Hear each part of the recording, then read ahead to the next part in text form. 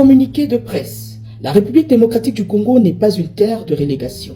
Envol dénonce un projet obscur, inacceptable et contraire à la souveraineté nationale.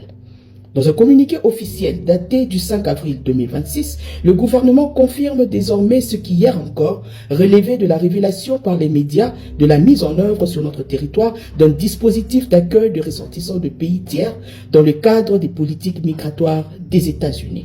Envol exprime une profonde indignation face à cette décision du régime. Ce communiqué du gouvernement n'est pas une clarification, c'est un aveu grave d'impuissance et de bradage de notre dignité et souveraineté nationale.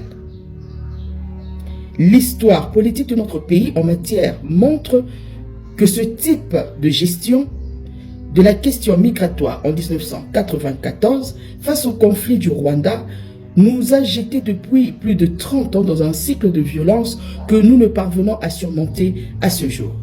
La République démocratique du Congo est aujourd'hui parmi les pays qui comptent le plus de déplacés internes, avec 7 millions de Congolais et de Congolaises soumis à l'errance. Plusieurs de nos compatriotes sont en exil dans des camps de réfugiés dans les pays voisins, dépourvus d'un fichier national de la population et d'une carte d'identité sans système carcéral et pénitentiaire adéquat, et une justice indépendante soumise de plus en plus à une forte criminalité urbaine où on peine à identifier une politique nationale d'habitat, la République démocratique du Congo s'engagerait à accueillir sur son sol toutes sortes d'individus rejetés par la politique migratoire américaine.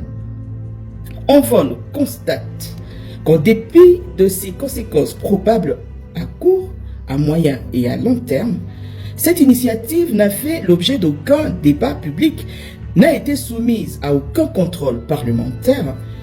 Une décision qui engage la souveraineté territoriale, la politique migratoire et la sécurité nationale ne peut être prise dans l'opacité politique administrative.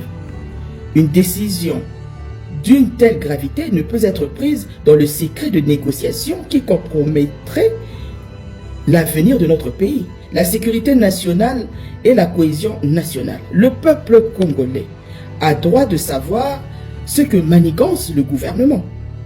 Le communiqué lâchement disséminé par le gouvernement dans l'euphorie de l'accueil des léopards tente de dissimuler la portée réelle de sa décision de sous-traiter la politique migratoire des USA sur le sol congolais. Derrière les formulations telles que dispositif temporaire, solidarité internationale et le respect de souveraineté nationale.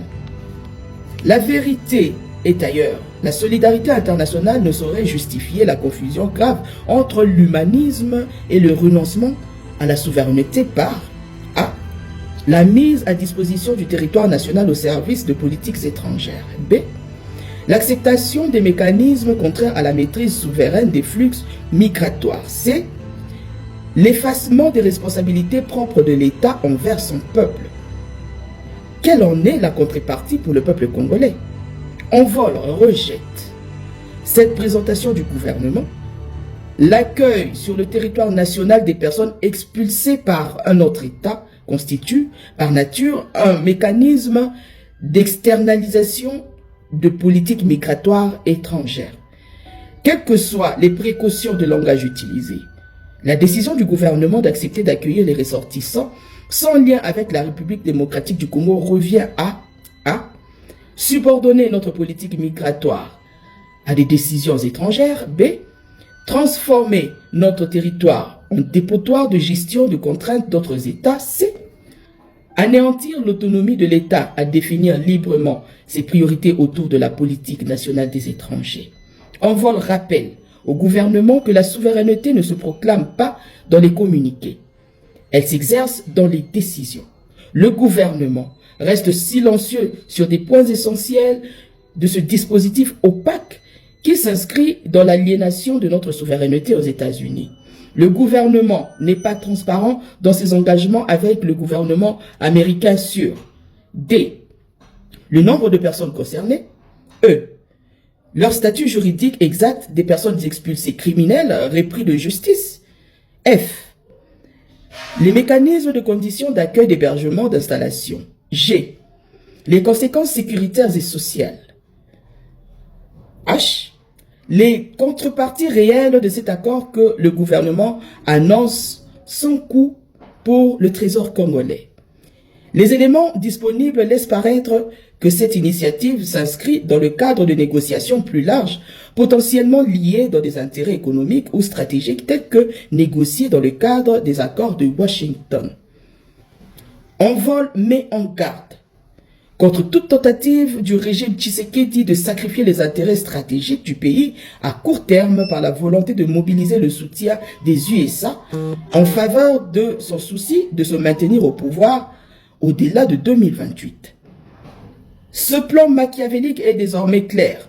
Troquer la souveraineté nationale, engager le pays dans des arrangements contraires à nos intérêts vitaux et installer la République démocratique du Congo dans une logique de dépendance politique. En conséquence, le parti Envol exige 5. La suspension immédiate de la mise en œuvre de ce dispositif. 6. La publication intégrale des termes de l'accord en discussion ou conclu. 7. La saisine du Parlement pour tout engagement international de cette nature. 8. L'ouverture d'un débat national sur la politique migratoire et les engagements extérieurs de la RDC. Le parti appelle l'ensemble des forces publiques, sociales et citoyennes à se mobiliser pour défendre la souveraineté, la dignité et l'avenir du Congo. Ce combat est un combat de dignité et de souveraineté de notre peuple. Le Congo n'est pas à vendre. Le Congo n'est pas à louer. Le Congo n'est pas à céder sous-traitance à la politique migratoire d'un État tiers, fait à Kinshasa le 6 avril 2026 pour le Comité national d'Ena Jocelyne, porte-parole.